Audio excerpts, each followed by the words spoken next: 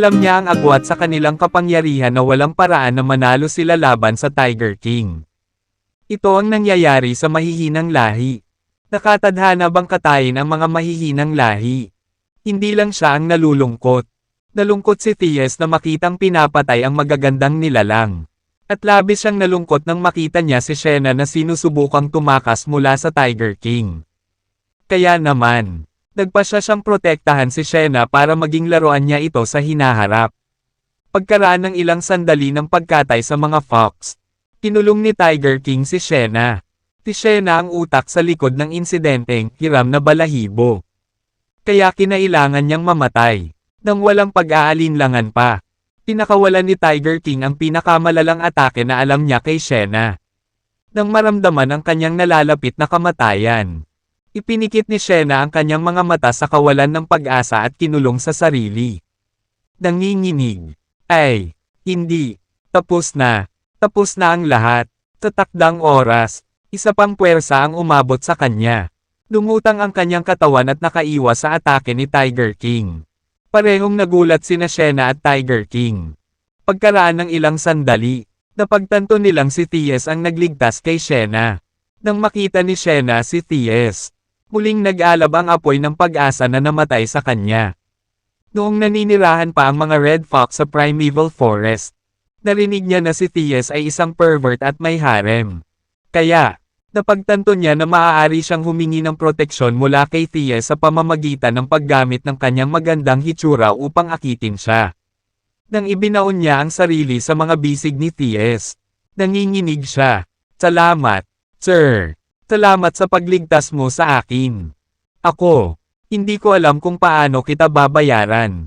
Gagawin ko lahat ng sasabihin mo simula ngayon. Inihilig ni Thies ang kanyang ulo. Wala lang. Halatang hindi nasisiyahan si Tiger King sa ginawa ni Thies. Habang nakatitig ito kay Thies, tinabi nito, Thies, ano ang sinusubukan mong gawin? Tiger King, lahat ng ginawa ng Red Foxes noon ay nasisira ang reputasyon mo. Na-clear din ang iyong pangalan sa ibang pagkakataon. Kung gusto mong maghiganti, pumatay ka na lang ng ilang Red Foxes bilang parusa. Kailangan mo bang lipulin silang lahat? Sumigaw si Tiger King. Si Shena boss ang pangunahing salarin. Dapat siyang mamatay. Napabuntong hininga si Thies. Ano ang tungkol dito? Haring Tigre. Gawin mo ito para sa akin. Ipipikit ko ang aking mga mata sa iyong pagpatay sa iba pang mga Red Fox. Ngunit hindi kita hahayaang maglagay ng daliri kay Shena. Gawin mo ito para sa iyo. Ha? Wala ka man lang pakialam sa akin sa pag-alok ng proteksyon mo kay Shena ngayon. Kung wala kang pakialam sa akin, bakit pa kita aalalahanan? Tiger King, hindi ba tayo maaaring magkasundo tungkol dito? Kung pakakawalan mo si Shena, babayaran kita ng ilang pambihirang halamang gamot. Wala akong pakialam sa mga yan. Gusto kong patay na siya ngayon. Natahimik si Thies. Ang Tiger King ay isang matigas ang ulo. Hindi ba? Nang napagtanto ni Shena na hindi siya mapoprotektahan ni Thies, naisip niya na sarili niya lang ang kaya niyang iligtas. Kaya naman, kaagad niyang sinabi, Hari ng Tiger, kahit napatayin mo ako, wala kang mapapala kung hindi makaramdam ng ginhawa. Pero kung bibitawan mo ako, papasukin kita sa isang sikreto. Ito ay isang lihim na lubhang kapaki-pakinabang sa iyo. Mapapadalisay nito ang lahat ng iyong katawan at pagbutihin ang iyong kapangyarihan. Kahit na ang isang bahagyang pag-unlad sa iyong kapangyarihan ay lubos na magtataas ng iyong mga pagkakataong mabuhay dito. Taglit na pinag-isipan ito ni Tiger King bago nagpaubaya. Sige. Ano ito? Oo naman. Kapangyarihan ang kailangan nila. Ang isang bahagyang pagtaas sa kanilang kapangyarihan ay magbibigay daan sa kanila na mabuhay ng madali. Pagkatapos ay sinabi ni Shena, naaalala mo pa ba ang trump card ng King of Eurasia? Si Aged Ginseng. Tumango si Tiger King at Thies. Siyempre, ayon sa mga alingaw-ngaw, ang hari ay may isang lumang ginseng na pinalusog ng mga sustansya ng lupa. Maaari nitong pasiglahin ang enerhiya ng hari at pagalingin ang hari anumang oras upang mapanatili ang hari sa pinakamataas na kondisyon. Kaya naman nagawa ng hari ng Eurasia na gumawa ng pangalan para sa kanyang sarili. Bakit mo nabanggit? Tinabi ni Shena. Alam ko kung nasaan si Aged Ginseng. Kailangan ko pa bang sabihin sa iyo kung paano makikinabang sa iyo ang pagkuha sa kanya? Ano? Tina Tiger King at T.S. ay nagbigay kay Shena ng mga kaina-hinalang tingin. Kakasabi mo lang ba na buhay pa si Aged Ginseng? Tumanggaw si Shena. Oo. Tumanggi si Tiger King na maniwala sa kanya. Imposible yan. Alam ng lahat na nagkawatak-watek si Aged Ginseng nang magpakamatay ang hari ng Eurasia sa isang pagpapatiwakal na pagsabog. Walang paraan na nakaligtas siya hanggang ngayon. Giit ni Shena. Magiging honest ako sa iyo. Ang may edad na Ginseng ay hindi lamang buhay ngunit mahusay na gumagana. Malaking tulong ito sa hari at nailigtas pa ang kanyang buhay ng hindi mabilang na beses. Pareho silang naging malapit sa paglipas ng mga taon. Sa makatuwid, walang paraan na gusto ng hari na mamatay si Aged Ginseng sa tabi niya. Kung sa katunayan, binigyan na ng hari si Aged Ginseng ng kanyang kalayaan bago siya pumasok sa larangan ng digmaan. Sa ngayon, ang Aged Ginseng ay nanirahan sa malapit at nagbunga ng hindi mabilang na mga inapo.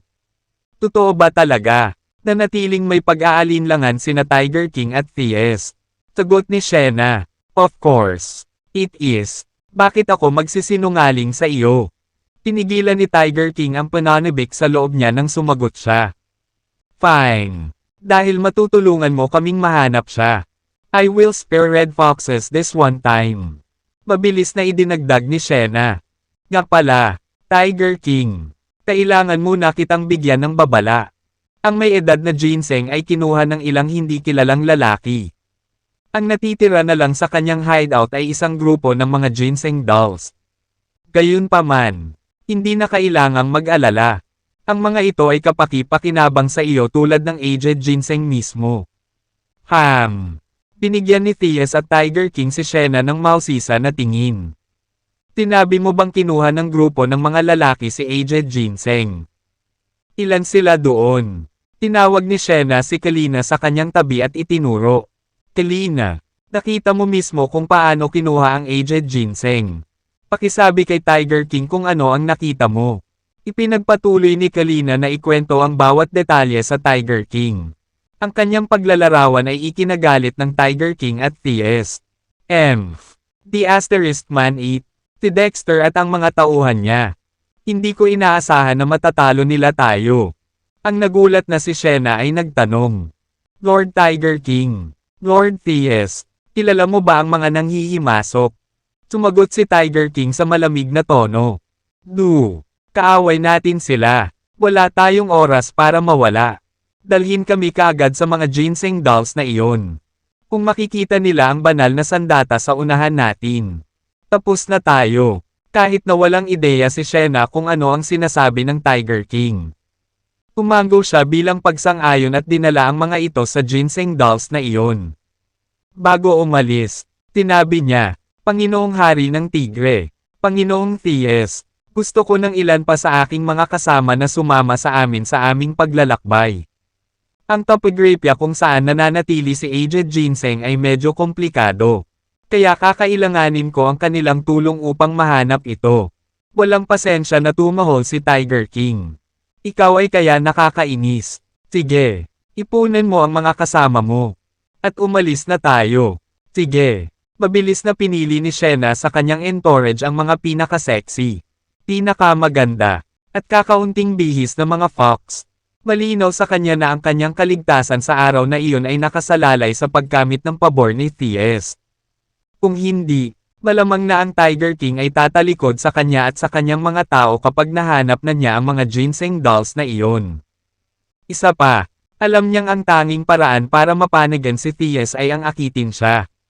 Sa pag-aalala na siya lamang ay hindi sapat para sa gawain. Nagpa siyang humingi ng tulong sa kanyang magagandang kapatid na babae upang madala siya sa kanilang mga alindog. Sa buong paglalakbay, walang katapusang nanligaw si Shena at ang kanyang mga kababayan kay T.S. Samantalang ang huli, nabighani nga siya sa kanilang kagandahan. Ang mga Red Fox ay kilala sa kanilang likas na talento seduction technique. Ito ay napakalakas na karamihan sa mga ordinaryong lalaki ay sumuko dito. Maliban kay Theus, tinulam din nila si Erebus. Ang kanyang mga mata ay kumikinang habang pinagmamasdan ang mga fox. Gayunpaman, hindi natinag ang Tiger King at isa pang primordial beast, Raccoon Queen. Bilang isang babaeng primordial beast, ang Raccoon Queen ay hindi interesado sa mga kaparehong kasarian. Tiger King, na noon pa man ay nakatutok sa paglilinang at walang interes sa mga bagay ng puso, ay hindi pinansin ang Red Foxes. Hanggang sa naglakbay sila ng 2 buong oras ay dinala ng Red Foxes ang grupo sa teritoryo ng Aged Ginseng. Ipinahayag ni Shena, nasa ibaba ang tahanan ni Aged Ginseng. Utos ng Tiger King, dalhin mo kami doon. Sige. Kasabay nito, inutusan ni Shena ang kanyang mga kababayan na magsimulang maghukay ng lupa. Matapos maghukay ng ilang sandali, pinali ng mga Red Fox ang kanilang mga kuko. Pagkaraan ay umagos ang dugo, na nagdulot ng nakakaawang tanawin. Ang katotohanan ay sinabi, kung sila ay naghukay sa kanilang orihinal na anyo, ginawa nila ito ng mas mahusay at hindi nasaktan ang kanilang mga kuko sa proseso. Gayunpaman, inutusan ni Shena ang kanyang mga kababayan na panatilihin ang kanilang anyo ng tao at magmukhang miserable sa paggawa. Ang kanyang plano ay upang makakuha ng simpatiya ni Theus upang siya ay makilos upang protektahan sila. Hindi nagtagal, napatunayan ng realidad na tama siya. Natunaw ang puso ni Theus nang makita ang namumuong mga daliri ni Shena. Nagpasya siyang pigilan ang mga ito sa paghuhukay at binasag ang kanyang palad sa ibabaw ng lupa. Ang resultang bunganga ay nagsiwalat ng isang lagusan sa ilalim nito. Sabay turo ni Shena, ang lagusan na ito ay humahantong sa tahanan ni Aged Ginseng. Pumasok tayo. Ang Tiger King ang unang tumalon pababa. Kakasama ang palad. Ang kanyang malaking katawan ay hindi magkasya sa loob ng butas. Gayunpaman, tinaliit niya ang kanyang sarili sa laki ng isang pusa na may pag-iling ng kanyang katawan. Ang resultang anyo ay mukhang partikular na kaibig-ibig. Nang mapansin na ang mga Red Fox ay natatakpan ng mga paltos, naglabas si Erebus ng isang spirit pill. Ladies, gamitin ito para gamutin ang iyong mga sugat. Ha! Nambobola sa ipinakitang pag-aalala ni Erebus. Mabilis na nagpasalamat si Shena at ang iba pa. Hindi nila inaasahan na si Erebus ay dadalhin sa kanilang mga alindog. Ang katotohanan na inalok niya sila ng isang spirit pill ay nagpakita na siya ay mas mapagbigay kaysa kay Theus, na hindi nagbigay sa kanila ng anuman. Sa kabila ng kanyang walang emosyong ekspresyon, napangiti si Theus sa kanyang sarili. Tila si Elder Erebus ay sumuko sa Red Fox's seduction technique. Malinaw na nagkaroon siya ng damdamin para sa kanila. Maaga o huli, siya ay mabibitag ng mga ito. Sa totoo lang, nagpapanggap lang si Theus na natulala sa mga Red Fox. Dahil alam niyang malaki ang layunin nila sa kanilang paglalakbay sa hinaharap. Samantala, tinurot sila ng Tiger King mula sa loob ng tunnel. Hoy! Ano ang pinaglalaanan ninyo? Bilasan mo at tumalon ka. Nang walang karagdagang pagkaantala, tumalon si Theus sa butas upang sumali sa una habang sinimulan nilang tuklasin ito. Ang butas sa ilalim ng lupa ay talagang isang komplikadong sistema ng mga lagusan na pinagsama-sama tulad ng isang spider web. Bilang resulta, ang pagsisikap na hanapin ang tahanan ni Aged Ginseng ay halos imposible. Sa huli, ginamit ni na Tiger King at Theus ang parehong paraan tulad ni Dexter, pinakawalan nila ang kanilang enerhiya sa buong sistema ng lagusan upang hanapin ito. Makalipas ang ilang sandali, nahanap nila ang Heavenly Stone. Nang sumugod sila, nadismaya sila nang makita nila ito. Masasabi kaagad ng Tiger King na ang Heavenly Stone ay napakatibay. Ang aming pinagsamang lakas ay hindi magiging sapat upang buksan ito. Di nagtagal, napatunayan ng katotohanan na tama si Tiger King. Dahil nabigo silang basagin ang bato sa kabila ng pagtatangka ng kalahating araw. Sa katunayan, hindi man lang nila ito maabot. Sa wakas, lahat sila ay bumagsak sa lupa. Umihingal ng husto. Hindi ko na kaya. Walang paraan para mabuksan natin ang Heavenly Stone. Ano ang dapat nating gawin? Ganon na lang ba tayo susuko? Anong choice natin? Ang Heavenly Stone na ito ay hindi nababasag. Walang paraan na mabubuksan natin ito gamit ang ating kasalukuyang lakas. Kung ano man ang mangyayari. Mukhang wala tayong swerte sa ginseng dolls na iyon. Tara na. However, the defiant Raccoon Queen remarked. Ganyan na lang ba talaga tayo susuko? Bakit hindi natin subukan ang iba? Marahil ay makakaisip tayo ng solusyon sa pamamagitan ng pagsasama-sama ng ating mga ulo. Walang perpekto sa mundong ito. Ito ay dapat na may ilang uri ng pagkukulang. T.S. retorted. So what if it does? Ito ay hindi tulad ng maaari naming mahanap ito anumang oras sa lalong madaling panahon. Huwag kalimutan ang tunay na dahilan kung bakit tayo narito. Kaya huwag tayong magambala. Dagdag pa ni Tiger King. Tama. At saka, ang mga ginseng dolls na iyon ay hindi masyadong makikinabang sa atin. Kaya hindi na kailangang mag-aksaya ng oras. Hindi natin dapat kalimutan kung ano ang mahalaga sa isang bagay na walang kabuluhan. Sa wakas, bumantong hininga ang Raccoon Queen bilang pagbibitiw. Sige. Samasang-ayon ako. Dahil doon, mabilis na bumalik ang grupo sa kanilang paghahanap. Gayunpaman, pagkatapos maglakad ng isang tiyak na distansya at lumiko sa isang kanto, sabay-sabay na huminto sa kanilang mga track sina T.S., Tiger King, Erebus, at Red Foxes. Tanging ang Raccoon Queen lang ang naglalakad pasulong. Nang sa wakas ay napansin niyang hindi gumagalaw ang lahat. Nagulat si Raccoon Queen. Bakit ka huminto? Pinitukan ni Thea si Raccoon Queen.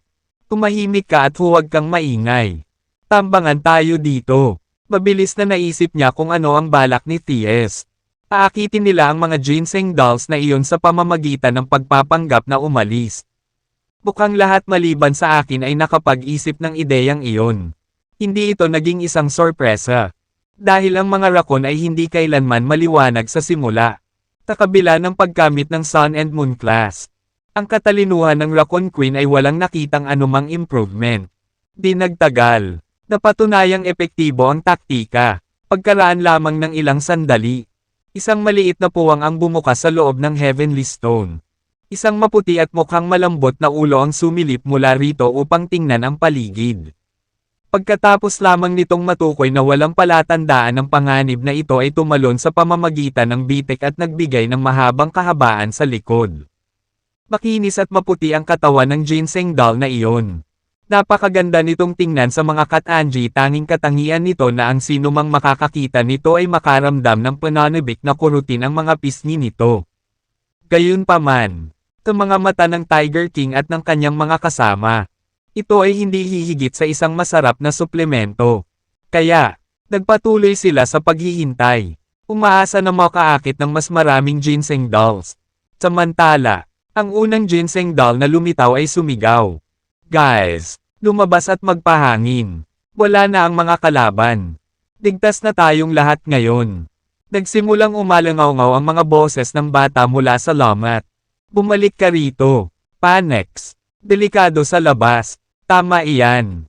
Inutusan kami ni Lolo na huwag lumabas kahit anong mangyari. Bumalik ka, Panex. Pakiramdam ko hindi pa nakakalayo ang kalaban. Umagalpak ng tawa si Panex. Tingnan mo ang duwag ninyong lahat. Hindi ba't sinabi ko na sa iyo na ang panganib ay lumipas na? Sumilip ang isa pang manika mula sa bitek. Habang iniskan nito ang paligid. Biglang nagbago ang ekspresyon nito pagkatapos nitong sumengot ng hangin. Panex, bumalik ka. Naaamoy ko ang bango ng Red Foxes. Siguradong nagtatago sila sa malapit. Ano? Namutla kaagad si Panex bago umatras sa likod ng bato. Sa napakahalagang sandali, nagpakawala si Tiger King ng dumadagandong na nagpatamba kay Panex. Para sa iba pang ginseng doll sa likod ng crack. Bumalik sila sa kanilang hideout at isinara ang Heavenly Stone. Pagkatapos noon, tinaman ng tingin ng Tiger King si Shena. Walang kwentang basura. Ikaw ang nagbigay sa amin at sumire sa aming plano. Isang inosenteng ekspresyon ang bumaba sa mukha ni Shena. Paano natin ito kasalanan? Walang inaasahan na ang mga B***star na iyon ay may ganoong katalas na pang-amoy na kayang kunin ang aming pabango. Sa kabila ng kanyang galit, si Shena ay walang lakas ng loob na ipakita ito. Pagkatapos noon, naglakad pasulong si Tiger King at binuhat ang manika. Ngayong isa pa lang ang nahuli natin. Sa tingin mo paano natin ito dapat hatiin? Pagkaraan ng ilang sandali, tinabi ni Thies, Panginoong Hari ng Tigre, sa palagay ko ay hindi natin ito dapat kainin. Bumisi si Tiger King. Bakit hindi? Don't tell me may balak kang buhayin ito. Tumango si Thies. Iyon talaga ang nasa isip ko. Paano mo maiisip na magpalaki ng ginseng doll sa ating kasalukuyang suliranin? Sa tingin ko, may malalang mali sa iyong ulo. Habang lumalaki ang sama ng loob ni Tiger King kay Thies, lalo siyang naging matapang sa pagpuna sa huli. Gayunpaman, pinili ni Thies na pigilan ang kanyang galit dahil sa lakas ng Tiger King. Ang una ay nagpa siya na kapag siya ay aalis at ang Tiger King ay wala ng anumang gamit, siya ay gagawa ng isang plano upang itapon ang Tiger King upang maiwasan ang anumang mga problema sa hinaharap. Paliwanag ni Thies, ngayong sumali na si Aged Ginseng sa paksayon ni Dexter. Naging kaaway na natin siya. Huwag kalimutan na siya ang trump card ng King of Eurasia noong araw. Hindi lamang siya matalino at makapangyarihan. Ngunit maaari rin niyang bigyan si Dexter at ang kanyang mga tauhan ng walang katapusang supply ng mahahalagang bagay kabilang ang tulong medikal. Isa itong pag-unlad na lubhang nakapipinsala sa ating mga interes. Sa makatuwid, mas makatuwiran para sa amin na gamitin ang ginseng doll na ito bilang isang hostage upang pilitin ang Aged Ginseng na lumipat sa panig. Iyon ang pangunahing layunin ng pagpapanatiling buhay. Taglit na nag-isip si Tiger King at tumango. May sense ang sinabi mo. Dahil iyon ang kaso, susundin ko ang iyong pakay. Kinuha ni Thies ang ginseng doll at sinabing, sige, umalis na tayo. Dahil doon, nagsimulang maglakad palayo ang grupo. Gayunpaman, hindi talaga sila umalis. Sa halip, muli silang nagtago sa isang sulok. Naghihintay na muling lumitaw ang iba pang ginseng dolls. Nako! Mukhang natuto na ang ginseng dolls na iyon sa dati nilang karanasan. Kahit na si Thies at ang iba pa ay mukhang umalis sa pagkakataong ito. Ang mga manika na iyon ay hindi kumilos upang magpakita ng kanilang sarili. Matapos maghintay ng halos isang oras nang walang anumang resulta, nagpa siya si Thies at ang iba pa na umalis ng totoo. Kung tutuusin, wala silang masyadong oras para mag-aksaya dito. Sa kanilang paglabas, muling lumabas ang isang nakamamatay na aura mula kay Tiger King habang sinasanay nito ang masamang tingin nito sa mga fox na iyon. Nang maramdaman iyon, bumilis ang tibok ng kanilang puso. Dahil napagtanto nila na ipagkanulo at papatayin sila ng Tiger King. Ngayon, ang kanilang tanging pag-asa para sa kaligtasan ay nasa Thies. Dahil dito, nagsimulang manligaw si Red Foxes kay Thies. Umaasang maakit siya para mailigtas niya ang kanilang buhay pagdating ng panahon. Sa pag-alis sa lungga at pagbabalik sa ibabaw, ang Haring Tigre ay nagsalita sa masamang tono. Kasalanan ng Red Foxes kung bakit kami na-expose, na nagresulta sa pagkuhalang namin ng isang ginseng doll. Makaka-harvest sana kami ng kahit 10 ginseng dolls kung hindi dahil sa inyong mga fox. Humihingi ako ng kabayaran. Nanginig ang mga Red Foxes nang marinig iyon. Nanginginig sa takot. Sumigaw si Shena, Panginoong Hari ng Tigre. Ang mga Red Fox ay nakaipon ng hindi mabilang na bihira at mahalagang kayamanan sa paglipas ng mga taon. Mangyaring huwag mag-atubiling kunin ang mga ito kung sa tingin mo ay nakalulugod sila. Bilang tugon, umungol si Tiger King. Sa tingin mo ba pulubi ako o ano? Ang mga kayamanan na iyong nakolekta ay walang iba kundi mga scrap na angkop para sa mga dukha. Kung hindi ninyo ako mabibigyan ng 10 ginseng dolls ngayon, mamamatay kayong lahat. Nawala ang kawalan ng pag-asa sa mga pulang fox nang bumagsak ang kanilang mga mukha. Imposible lang para sa amin na makagawa ng 10 ginseng dolls sa sandaling ito. Ang tanging makapagliligtas sa atin ngayon ay si Thies. Sa pag-iisip na iyon, nakatitig sila kay Thies ng malungkot. Bumantong hininga si Thies at sinabi sa Haring Tigre, Panginoong Hari ng Tigre, hindi na kailangan ng hindi kinakailangang pagdanak ng dugo. Bukod dito, ang pagpatay sa mga fox na ito ay hindi magdadala sa amin ng anumang benepisyo. I don't mind as long as it brings me satisfaction. T.S., don't tell me sinusubukan mo pa rin silang protektahan. Dapat mong panatilihin ang iyong bantay laban sa mga femme fatales na ito. Ang grupo ng mga mapang-akit na fox na ito ay magtatraidor sa iyo sa huli.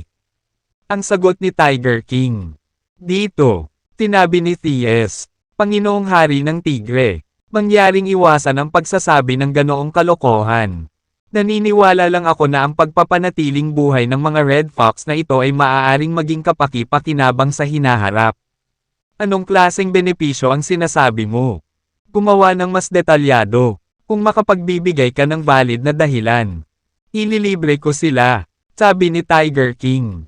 Paliwanag ni T.S. Well, hindi ko alam kung napansin mo. Pero simula nang umalis ang ginseng doll sa ilalim ng lupa. Ito ay nalalanta, nagpapakita ng mga sintomas ng nalalapit na kamatayan.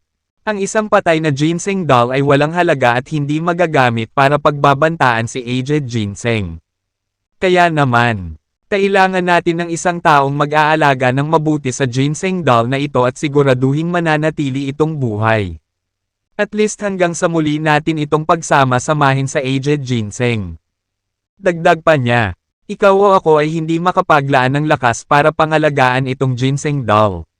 Dahil dito, sa tingin ko ay mas mabuting ipagkatiwala ang pangangalaga sa ginseng doll na ito sa mga fox na ito.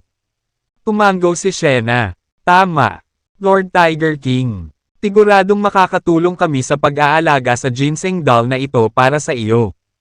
Pagkatapos ng lahat, libo-libong taon na tayong nakikipag-ugnayan sa mga ginseng. Walang mas nakakaintindi sa ugali nila kaysa sa amin. Tinitiyak namin sa iyo na aalagaan namin ang manika na ito. Kung may mangyari man na kapos-palad dito, malugod mong tatanggapin na parusahan kami ayon sa nakikita mong nararapat. Taglit na pinag-isipan ito ni Tiger King bago nagpaubaya. Very well. Since that's the case, bibigyan kita ng chance. Mas mabuting tuparin mo ang iyong pangako. Kung hindi, ang kamatayan ay magiging isang maawang parusa para sa iyo. Nakahinga ng maluwag ang pinuno ng angkan ng Red Foxes. Salamat sa pagbibigay mo sa amin ng pagkakataong ito, Lord Tiger King. Si Dexter at ang kanyang mga kasamahan ay masiglang sumakay sa kanilang mga kabayo. Natinutulak sila sa kanilang mga limitasyon. Sa wakas, bago sumapit ang gabi, nakarating sila sa isang malaking kanyan. Ang kanyan ay humigit kumulang 1,000 talampakan ang lalim, na may matatarik na bangin sa bawat panig, na ginagawang isang mapanlinlang na tanawin ang buong tanawin. Bago pa man makapasok sa kanyan, naramdaman ng grupo ang isang pumipigil na puwersa na nagmumula sa loob, na nagparamdam sa kanila ng pagkahilo. Sila gazed sa kanyan at nakikibahagi sa isang magulo ng mga talakayan. Talagang kakaiba ang kanyan na ito. Walang mga halamang tumutubo sa ibabaw nito. At walang mga palatandaan ng anumang mga hayop. Parang walang buhay. One of them remarked. Tama ka, napapaligiran kami ng malagong halaman sa labas ng kanyan. Gayunpaman, sa loob ng lugar, mayroong isang nakakatakot na kapaligiran.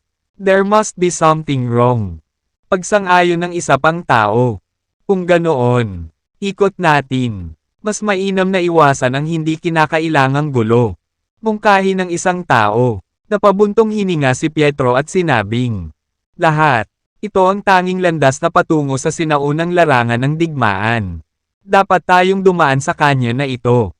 Nagtanong si Dexter, Guro, maaari ko bang malaman kung ang kanya na ito ay may anumang kahalagahan sa kasaysayan?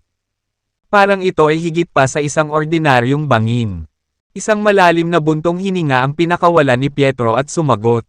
Tama ka, ang malaking kanya na ito ay hindi kasing simple ng tila. Dahil hindi ito natural na nabuo ngunit sa halip ay inukit ng mga kamay ng tao. Ano? Si Dexter at ang iba ay nagpalitan ng mga nalilitong sulyap. Ang kanilang mga mukha ay puno ng hindi makapaniwala. Ang isang tao ba ay talagang gumawa ng isang napakalaking kanyan? Yun. Parang joke lang. Pagkatapos ng lahat, kahit na ang mga Diyos ay mahihirapang makamit ang gayong tagumpay. Sa kabila ng pag-iisip na iyon. Alam na alam ni Dexter na hindi kailanman magbibiro sa kanila si Pietro. Dahil dito, nagmamadali siyang nagtanong, Guro, maaari ko bang tanungin kung sino ang may pananagutan sa paglikha ng malaking canyon na ito? Babaeng emperador ng Telmor at Telmor King. Sagot ni Pietro, talaga bang pinag-uusapan niya ang tungkol sa nag-iisang babae sa Eternal Class? Female Emperor of Telmor. Telmor King. Malaki ang epekto ng mga salita ni Pietro sa pangunawa ni Dexter sa mga makapangyarihang nilalang sa Eternal Class. Sa isipan ng mga karaniwang tao, ang mga mandirigma ng Eternal Class ay palaging itinuturing na maladyos na mga figure na may napakalaking kakayahan at tila walang limitasyong kapangyarihan. Ipinagpatuloy ni Pietro, kailangan ninyong lahat na mag-ingat kapag pumasok kayo sa loob mamaya at mag-ingat na hindi makapinsala kahit isang ledrilyo o bato doon. Bakit naman? Tanong ni Dexter. Napukaw ang kanyang curiosity. Inihayag ni Pietro, bagaman 10,000 taon na ang lumipas. Ang natitirang kapangyarihan ng mga pag-atake ng babaeng emperador ay hindi pa ganap na nawala. Iyon ay sinabi. Ang lugar na ito ay umabot sa isang estado ng balanse sa paglipas ng mga taon. Kung kaya't ang natitirang kapangyarihan ay hindi kumalat sa lahat ng dako. Kung masisira mo ang kapaligiran doon at abalahin ang equilibrium, may posibilidad na matarget ka ng natitirang kapangyarihan. Ipapaalam ko sa inyong lahat na kahit na ito ay isang natitirang kapangyarihan mula sa libo-libong taon na ang nakalilipas. Ito ay higit pa sa sapat upang angkinan ang inyong mga buhay. Walang alinlangan si Dexter na nagsasabi ng totoo si Pietro. Totoo ang iyon. Maingat na pumasok ang grupo sa canyon. Sinisiguradong tumapak ng bahagya, dahil natatakot silang matrigger ang alinman sa natitirang kapangyarihan. Kakabutihang palad, ang lugar ay tila sapat na matatag. At naipagpatuloy nila ang kanilang paglalakbay ng hindi nakatagpo ng anumang abnormal. Ang bumabagabag lang sa kanila ay ang mas malalim na pakikipagsapalaran nila. Ang mapang api na epekto sa lugar ay lumalakas din. Napakatindi ng pressure na ang pinakamahina sa kanila Soul Wolf at Killer Wolf ay nagsimulang dumyugo mula sa kanilang mga bibig at ilong. Nang makita iyon, mabilis na ininom ni Dexter ang ilang mga spirit pill upang makatulong na mapunan ang kanilang enerhiya. Nang nasa kalagitnaan na sila ng canyon, biglang iwinagayway ni Aged Ginseng ang kanyang kamay at sinabing, lahat, tumigil kayo. Agad na huminto ang grupo at ibinaling ang kanilang maingat na tingin kay Aged Ginseng. Nagtatanong, ano ang problema? Aged Ginseng. Huminga ng malalim si Aged Ginseng at nagbabala. Nararamdaman ko ang panginginig ng lupa. At papalapit ito sa atin. Bilang isang halaman na tumubo sa ilalim ng lupa, siya ay lubhang sensitibo sa mga paggalaw sa ilalim ng ibabaw. Naiwang naguguluhan ang grupo sa kanyang pahayag. Ang lupa ay nanginginig at ang mga pagyanig ay papalapit sa atin. Baka ito ay isang lindol. Pagsusuri ni Pietro, malamang. Kung tutuusin, matagal nang stable ang kapaligiran dito. Kaya paano magkakaroon ng lindol? Huminga ng malalim si Soul Wolf at nahihirapang nagsalita. Nararamdaman ko na ang pressure dito ay lumalakas at lumalakas. Kalahati. Malapit na akong durugan ng napakalaking pressure. Lumalakas ang pressure. Biglang may naisip si Dexter at mabilis na tumingin sa malayo. Namutla ang mukha niya sa nakita niya. Bilis. Tumingin ka sa langit. Bulalas niya. Sabay-sabay na itinaas ng grupo ang kanilang mga ulo. Ang una nilang nakita ay isang malaki at nagbabantang puting ulap na bumababa patungo sa kanila mula sa langit. Gayunpaman, sa mas malapit na pagsisiyasat, ito ay maliwanag na ito ay hindi isang ulap sa lahat, ngunit isang stream ng enerhiya ng talam. Ang lakas ng talam ay napakalaki kaya nakaharang ito sa kalangitan. Naglabas ito ng napakalaking aura na tila kayang paghiwalayin ang langit at lupa. Kahit sa malayo, ramdam na ramdam ni Dexter at ng iba pa ang matinding pressure na nagpapabigat sa kanila kaya nahihirapan silang huminga. Umungol si Pietro. Ano pa ang hinihintay mo? Itigil ang enerhiya ng talam. Ito ang natitirang kapangyarihan ng Female Emperor of Telmor. The Asterisk man ito. Paano namin na-trigger ang natitirang kapangyarihan? Inihanda ng grupo ang kanilang mga sarili upang mapaglabanan ang pababang enerhiya ng talam. Lumabas din si Pietro sa loob ng katawan ni Dexter. Handang sumama sa huli at sa iba pa sa paglaban sa enerhiya ng talam. Binigyang diin niya. Ang sandata na ginamit ni Female Emperor of Telmor ay tinatawag na Peerless Blade. At ang Blade Energy na ito ay ang natitirang kapangyarihan ng nasabing sandata. Makinig. Lahat. Dapat nating ibigay ang lahat para labanan ang pag-ataking ito. Kung hindi tayo makakapit, mahahati tayo sa dalawa ng Blade Energy. Nanginginig. Napamura si Quinlan. Bakit hindi tayo gumawa ng paraan para maiwasan ito? Iwasan mo. Saan ka posibleng pumunta? Ang buong canyon ay nasa saklaw ng pag-atake ng Blade Energy. Sagot ni Pietro. Lalong nadagdagan ang kawalan ng pag-asa ni Quinlan. Nararamdaman ko na malamang na hindi natin kakayanin ang ganitong kakilakilabot na enerhiya ng talam. Ang sumuko ay ang mamatay. Baka may kislap ng pag-asa kung lalaban tayo. Payo ni Pietro. Sige. It's not like we have any choice here. Anyway, naglabas si Dexter ng bahagi ng kanyang lakas para protektahan si Lacey. Kaya hindi siya nasaktan sa sandaling iyon. Kung hindi dahil sa proteksyon niya, malamang nadurog na si Lacey ngayon. Sabi nga, hindi na kailangan ni Dexter na gumastos ng sobrang lakas para protektahan siya. Dahil sa ang katunayan na si Lacey ay isang ordinaryong tao na hindi nagsasanay ng anumang martial arts. Ang halaga ng pressure na ibinigay sa kanya ay minimal. Pagkalipas ng ilang minuto, sa wakas ay nahulog sa kanila ang enerhiya ng talam. Agad na inilabas ng grupo ang lahat ng kanilang lakas para labanan ang pag-atake. Gayunpaman, sa sandaling nakipag-ugnayan sila sa enerhiya ng talam. Ang lahat ay agad na bumagsak sa lupa. O mas tumpak, sa bato. Dahil ang lugar na kanilang kinatatayuan ay gawa sa solidong bato. Ang lakas ng enerhiya ng talam ay talagang napakalaki. Ang epekto ng pag-atake ay nagdulot ng matinding panloob na pinsala kay Dexter at sa iba pa. Na naging dahilan ng pag-ubo nila ng dugo nang hindi mapigilan. Kakabutihang palad, nagawa nilang harangan ang enerhiya ng talam sa huli. Gayunpaman, tila ang kanilang kasalukuyang diskarte ay hindi napapanatiling. Ang tumataas na kapangyarihan ng enerhiya ng talam ay nakakapinsala sa kanila. At sila ay nasa bingit ng pagbagsak. Kung hindi sila makahanap ng isang paraan upang kontrahin ang pag-atake. Ang kanilang kalalabasan lamang ay mahati sa kalahati. Dumura si Dexter ng isang subo ng dugo at sumigaw sa matinding paghihirap. Guro, tulungan mo, mangyaring iligtas kami. Hindi na tayo makakatagal pa. Kailangan nating makabuo ng solusyon ng mabilis. Pati si Pietro ay nagpapanik na rin. Ang enerhiya ng talam na ito ay mas malakas kaysa sa inaasahan ko. Parang dead end na tayo. He mumbled. Ano ang dapat nating gawin?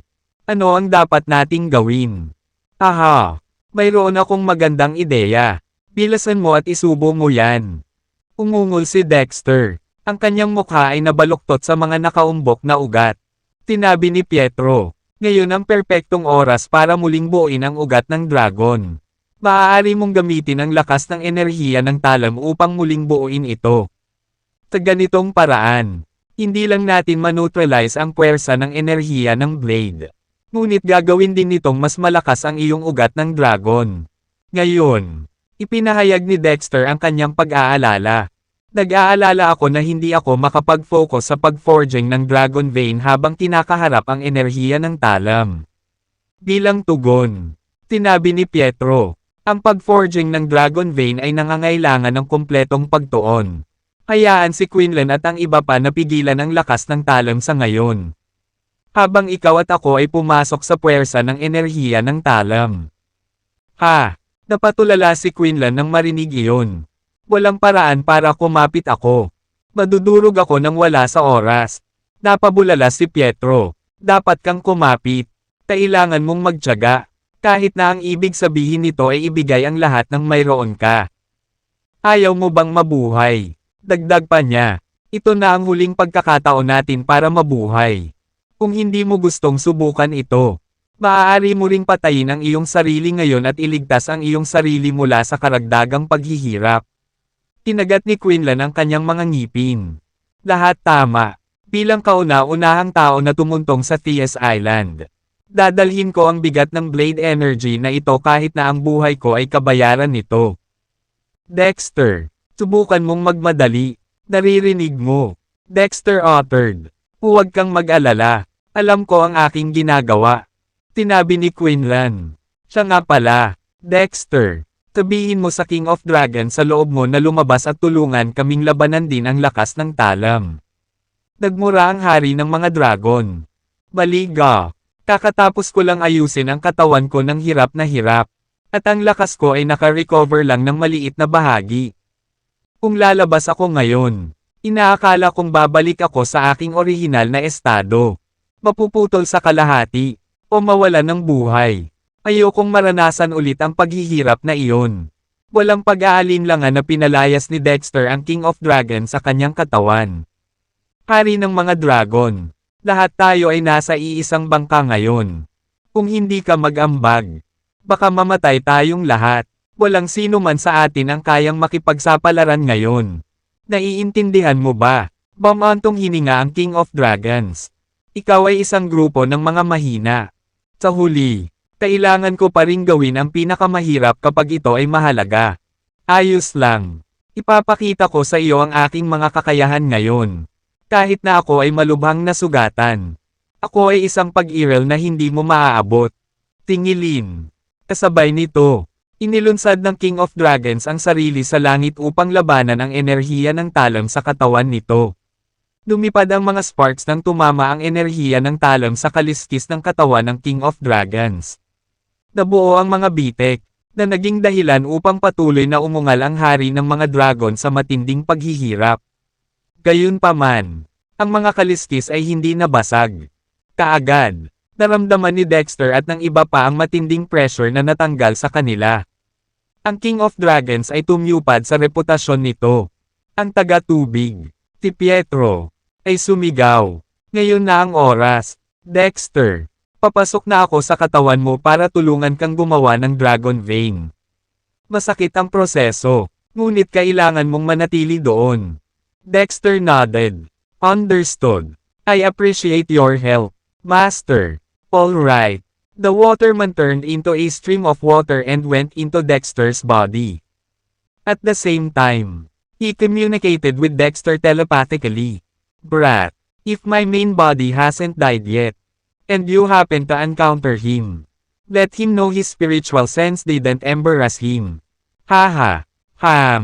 Dexter furrowed his brows. Why does it sound like Master is saying his last words? Dexter wondered if the waterman, Pietro, would cease to exist after he helped him create the Dragon Vein. The waterman shared the same origin as his master. And it wouldn't be far-fetched to say they were the same person. Dexter couldn't bring himself to do it if the waterman might disappear because of that process. He hastily asked, Master, will you die and vanish after helping me create the Dragon Vein? The waterman replied, If I were at my peak, creating a Dragon Vein for you would be a piece of cake. However, I'm close to my expiry and don't have much energy left.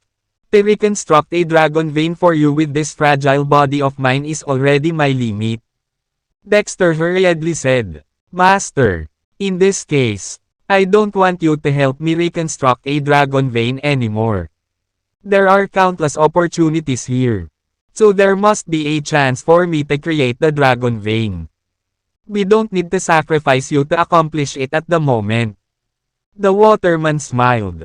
Young man, I appreciate your thoughtfulness, but it's extremely difficult, or almost impossible, to stumble upon the opportunity to build a Dragon Vein here. Besides, even if I don't help you, I will dissipate in no time. I'll be departing life in a worthy way if I am able to do something significant for the world before I die. Guro, gusto pang magsalita ni Dexter. Ngunit ang espiritual na pakiramdam ng taong tubig ay pumasok na sa kanyang gulugod. Nagsimulang pakainin ang kanyang katawan at pakilyusan ang kanyang laman at dugo. Malinaw na naramdaman ni Dexter ang isang bagong landas na dahan-daang nabubuo sa kanyang gulugod. Ito ay isang landas na independent sa mga karaniwang meridian ng katawan. Napakaganda nito. Ang lapad lang ng isang hibla ng buhok.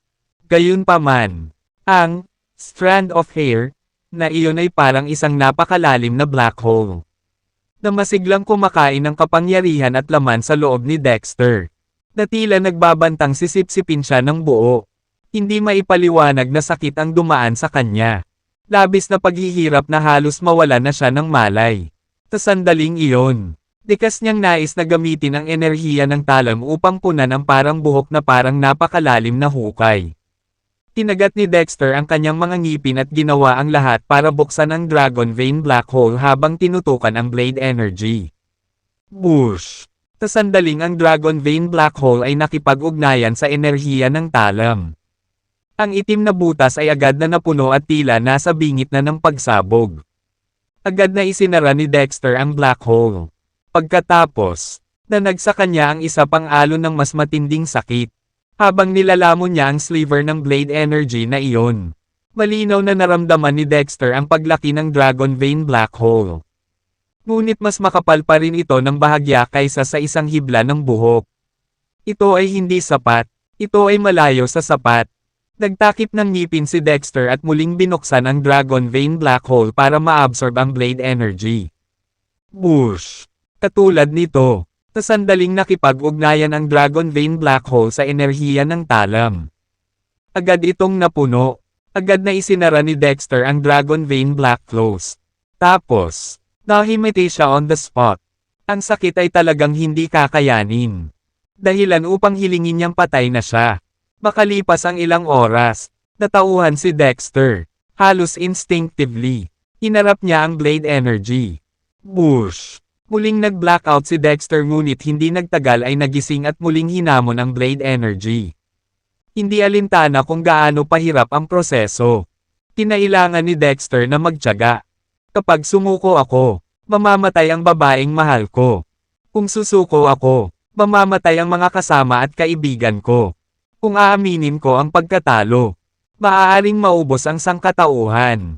Anuman sa mga kadahilanang iyon ay hindi nagbigay sa kanya ng kaunting pagkakataon na lumundag. Kaya lang, pagkatapos ng hindi mabilang na pag-uulit, ang ugat ng dragon sa loob ni Dexter ay lumaki na kasing kapal ng isang art area. Sobrang sakit ng katawan ni Dexter na parang hinihiwa. Sa kabila ng pag-iisip na ang pagdurusa ay lampas na sa limitasyon ng pisikal na katawan. Tiniis pa rin niya ang hirap ng walang pag-aalinlangan. Kailangan kong magpumilit at magpakatatag. Hanggat hindi ako mamamatay, gagawin ko ang lahat para palakasin ang ugat ng dragon ko. Sa huli, nang siya ay sumisipsip ng kaunting enerhiya ng talam, bigla itong lumiwanag, lumawak, at pagkatapos ay sumabog. Dahil sa malakas na pagsabog, nagulat si Dexter at nawala ng malay. Makalipas ang hindi tiyak na tagal, nagising si Dexter na magulo. Kumalat ang kirot sa buong katawan niya. Gayunpaman, hindi niya maiwasang magtanong, Lacey, nasaan si Lacey? Dexter, okay lang si Lacey. Boses ni Soul Wolf ang tumunog. Huwag kang mag-alala, lahat tayo ay ayos lang. King of Dragons chimed in. Kalokohan. Nagtiis ako ng matinding pinsala at naputol sa kalahati. Pero sasabihin mo sa kanya na ayos lang ang lahat. Dexter, dapat gantihan mo ako. 3 spirit pill lang ang hinihingi ko. Isang bargain para sa iyo iyon. Phew. Isang mahabang buntong hininga ang pinakawala ni Dexter. Natutuwa na ligtas ang lahat. King of Dragons uttered. I'm talking to you. Naririnig mo ba ako? Sagutin mo ako. Masyadong masakit para magsalita si Dexter kaya hindi na siya mapakali na sumagot sa King of Dragons.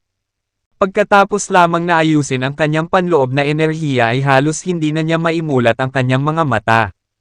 Sa sandaling iyon, ang lahat ay hindi pa umaalis sa kanyon at tumatakbo pa rin sa loob ng lugar. Huminga ng malalim si Soul Wolf, habang karga-karga si Dexter sa kanyang likod. Samantala, pinalot ni Quinlan si Lacey ng lakas at kinaladkad habang nakahover sa tabi ni Dexter. Nang mapansin ni Dexter na nanambalik ang kanyang katinoan, Dali-daling pinunasan ni Lacey ang alikabok sa kanyang noo na sumasakit sa kanyang puso. Dexter, kamusta ang pakiramdam mo ngayon? Pilit na ngumiti si Dexter. Lacey, okay lang ako. Napabuntong hininga si Lacey. Tinabi mo iyan. Ngunit ang iyong mukha ay puno ng dugo. Reklamo ni Quinlan. Ano bang problema niyong dalawa? Paano ka pa rin nasa mood para sa isang pampublikong pagpapakita ng pagmamahal sa panahon ng isang kritikal na sandali?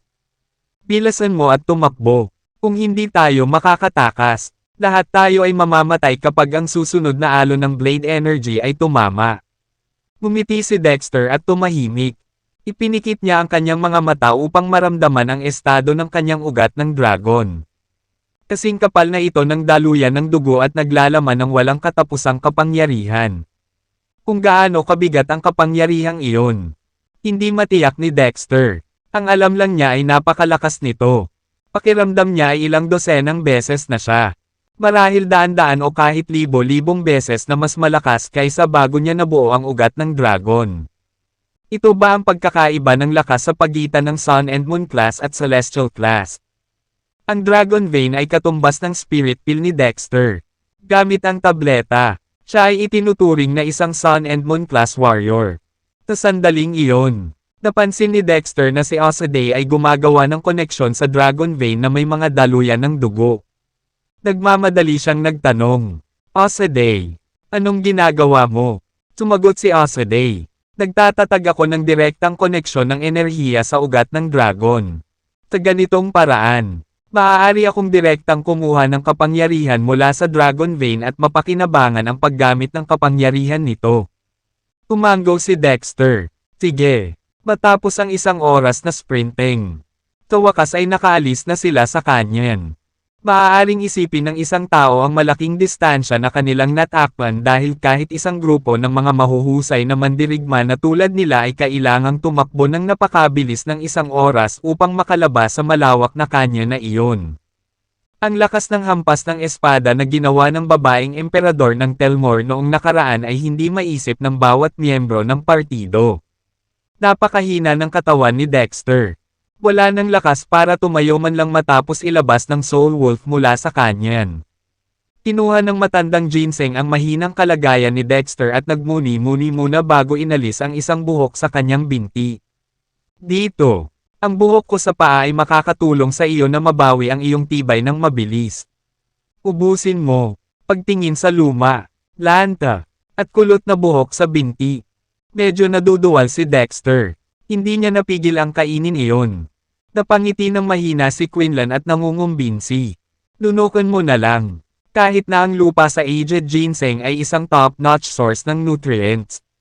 Malaki lamang ang pakinabang nito sa iyo. Not to mention its leg hair. Kahit dumi nito mahirap makuha. Tumango din si Lacey. Dexter, bilasan mo na kumain. Mas mabilis kang gumaling. Ayos lang. Pinatibay ni Dexter ang sarili at inilagay ang buhok sa paa sa kanyang bibig. Natunaw ang balahibo sa binti nang makapasok ito sa kanyang bibig. Medyo maalat, pero mas higit ang tamis na umabot sa kaibuturan ng puso ni Dexter. Kumalat ang kaginhawaan kung saan lumawak ang matamis na lasa.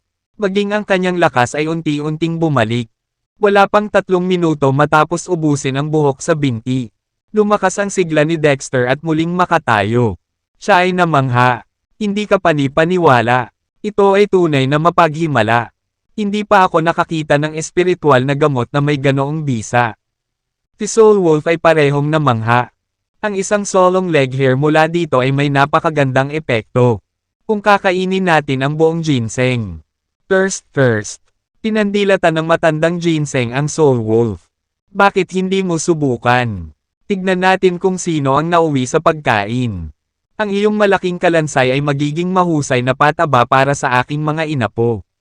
Nag-away ang dalawa, hindi nagbigay ng anumang dahilan.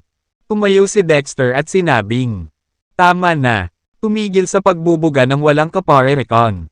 At itigil ang pag-aaksaya ng oras. Pero na, tinundan ng lahat si Dexter at nagmamadaling nagpatuloy sa kanilang paglalakbay. Ipinaliwanag ni Quinlan. Ang lugar na ito ang pangunahing larangan ng digmaan ng sinaunang larangan ng digmaan. Hindi mabilang na malalakas na mandirigma ang lumaban at namatay dito. Ang kahabaan ng lupa ay wasak at tigang. Ang mga crater na may iba't ibang lalim at malinaw na mga palatandaan ng isang mahusay na labanan ay makikita sa buong lugar. Ang pagkawasak doon ay lumampas sa inaasahan ni Dexter at ng iba pa. Pagkaraan ng ilang hakbang pasulong, biglang naramdaman ni Dexter ang kanyang ulo na bumunggo sa isang bagay. Sa susunod na sandali, ang langit ay gumuho, at isang kidlat ang bumagsak pababa sa kanya. Natigilan si Dexter at mabilis na gumulong palayo sa lupa. Halos hindi nakaiwas sa kulog. Mukhang medyo nakakaawa. Ang kidlat ay sumabog sa isang malaking butas na mahigit 2 metro ang lapad sa lupa. Mga kalaban, iyon ang unang pumasok sa isip ng lahat. At agad silang tumingin sa paligid ng maingat. Gayunpaman, nagkaroon ng nakakatakot na katahimikan. At walang kakaiba sa paligid. Lahat sila ay nataranta. Isang regular na thunderbolt lang ba iyon? Umiling si Dexter sa hindi pagkakasundo. Parang hindi naman. Naramdaman kong may nabunggo ang ulo ko. At iyon ang nag-trigger ng kidlat. Nagtaka ang lahat. Nabangga sa isang bagay na nag-trigger ng thunderbolt. Ano kaya ang bagay na iyon? Sa sandaling iyon, lumiwanag si Quinlan habang sinasabi niya. Ito ay dapat na isang restrictive spell. Ano yan? Tanong ng iba na may kasamang intriga. Ipinaliwanag ni Quinlan. Noong nakaraan, maraming mandirigma ang namatay dito. Kabilang ang maraming mandirigma ng Eternal Class. Lokal na pagsasalita, tinumang Nebula Class Warrior ay maaaring mag-set up ng restrictive spell. Ang mga mandirigmang iyon ay nag-aatubili na mamatay at tumigil sa pag-iral ng ganoon. Kaya tinatakan nila ang kanilang mga diskarte. Banal na sandata, pisikal na katawan, o espiritual na mga pandama sa loob ng restrictive spell bago mamatay. Umaasa na maaari silang muling mabuhay sa loob ng restrictive spells balang araw at mabuhay ng isa pang buhay. Siguradong nasagasaan ni Dexter ang isa sa mga restrictive spell na ito. Na nagbunsod ng thunderbolt. Bumilis ang tibok ng puso ng lahat matapos nilang pakinggan ang mga sinabi ni Quinlan. Ang ilang mga espiritual na pandama, pisikal na katawan, o kahit na mga banal na sandata at pamamaraan ng ilang Eternal Class Warriors ay maaaring selyuhan dito. Kung maaari nating makuha ang alinman sa mga bagay na ito, ang ating lakas ay tiyak na mapapalakas ng mga lukso at hangganan.